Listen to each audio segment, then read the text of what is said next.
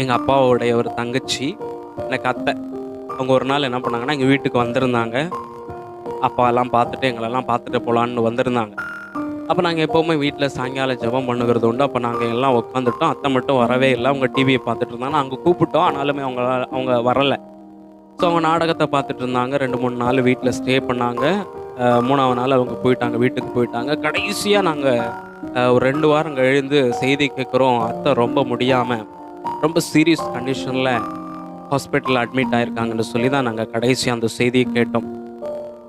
அந்த கடைசி சூழ்நிலை எங்கள் அத்தைக்கு ஒரு ஆசை இருந்துச்சு. என்ன ஆசைன்னா, நான் அவங்களுக்காக போய் ஜெபம் பண்ணணும். அப்போ அப்பாட்ட அவங்களுடைய மகளை, அதாவது அவங்கள சொல்லி, அண்ணன் தம்பியை எப்படியாவது எனக்காக ஜெபம் பண்ண சொல்லுங்கன்னு சொல்லி அவங்க மகட்ட சொல்லி அப்பாவுக்கு கூப்பிட்றாங்க.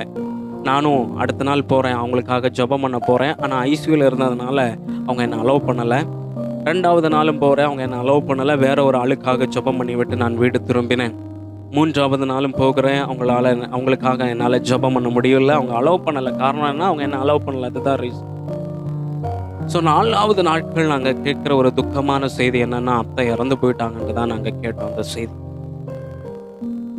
ஏன் இதை நான் அவங்ககிட்ட சொல்கிறேன் அப்படின்னா, எங்களுடைய அத்தைக்கு இத்தனை நாள் அவங்க எங்கே இருந்தாங்க, எப்படி ஆராதிச்சாங்க, எங்கே சபைக்கு போனாங்க, ரட்சிக்கப்பட்டவங்க தான், எப்படி ஆண்டவருக்குள்ளே இருந்தாங்க அப்படின்னு எனக்கு தெரியல. ஆனால் அவங்கள எங்கள் வீட்டுக்கு கொண்டு வருவதற்கு ஒரு ரீசன் இருந்திருக்கலாம்.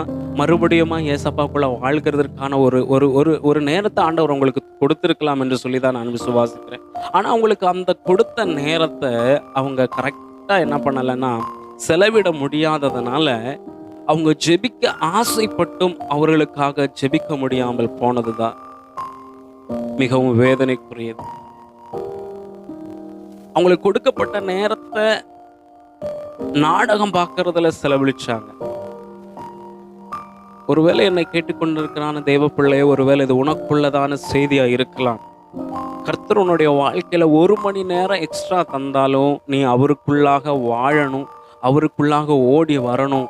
ஒருவேளை நீ பின்மாற்றக்காரனாக இருந்தால் கர்த்தருக்காக வாழணும் சொல்லித்தான் ஆண்டவர் உனக்கு அந்த நேரத்தை கொடுத்திருக்கிறார். அதனால அந்த நேரத்தை வீணாக செலவழிக்காதபடி ஏசப்பாட்ட ஓடி வந்துரு. நீ எந்த சூழ்நிலையில் இருந்தாலும் உன்னை ஏற்றுக்கொள்ள என் ஏசப்பா வல்லவராக இருக்கிறார். உன்னுடைய அப்பா, அவர் நிச்சயமா உன்னை ஏற்றுக்கொள்ளுவார். அதனால ஓடி வந்துரு. எபேசியருக்கு நிருபம் 5வது அதிகாரம் 16வது வசனம் சொல்லி, நாட்கள் பொல்லாதவைகள் ஆனதினால் காலத்தை பிரயோஜனப்படுத்திக் கொள்ளுங்கள். இந்த காலம் ஏசப்பா நமக்காக தந்த காலம். இந்த காலத்தை வீணடிக்காதபடி ஜெபிக்கிறதுக்கோ, வேதம் வாசிக்கிறதுக்கோ, ஏசப்பாவை தேடுறதுக்கோ, சபைக்கு போறதுக்கோ நம்ம சோம்பேறித்தனம்